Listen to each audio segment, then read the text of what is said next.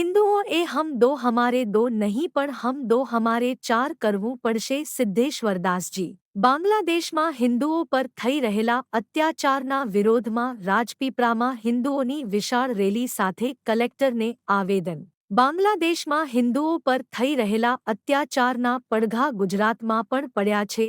બાંગ્લાદેશમાં હિન્દુઓ પર થઈ રહેલા હુમલાના વિરોધમાં રાજપીપળા સફેદ ટાવરથી નર્મદા જિલ્લા સેવા સદન સુધી સાધુ સમાજ, વિવિધ હિન્દુ સંગઠનો અને જિલ્લાના હિન્દુ આગેવાનોએ સૂત્રોચ્ચાર સાથે વિશાળ રેલી કાઢી નર્મદા જિલ્લા કલેક્ટરને આવેદનપત્ર આપી આંતરરાષ્ટ્રીય કક્ષાએ ભારત સરકાર આ મુદ્દે રજૂઆત કરે, બાંગ્લાદેશના હિન્દુઓને બચાવે એવી માંગ કરી હતી। આ બાબતને હિન્દુ ધર્મ સેનાના વરિષ્ઠ આગેવાન સ્વામિનારાયણ સંપ્રદાયના સાધુ સિદ્ધેશ્વરદાસજી મહારાજે જણાવ્યું હતું કે હવે હિન્દુઓએ હમ દો હમારે દો નહીં પણ હમ દો હમારે ચાર કરવું પડશે।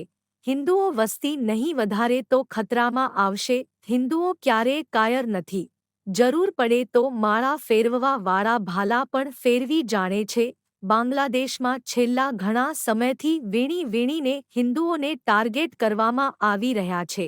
આપણા આશીર્વાદથી ઊભા થયેલા બાંગ્લાદેશની શાન ઠેકાણે લાવવી જોઈએ। સાધુ સંતો પર અત્યાચાર સહન કરવામાં આવશે નહીં। બાંગ્લાદેશમાં ધરપકડ કરાયેલા ઇસ્કોનના સંતોને પણ મુક્ત કરવામાં આવે અને રાષ્ટ્રદ્રોહનો ગુનો રદ કરવામાં આવે।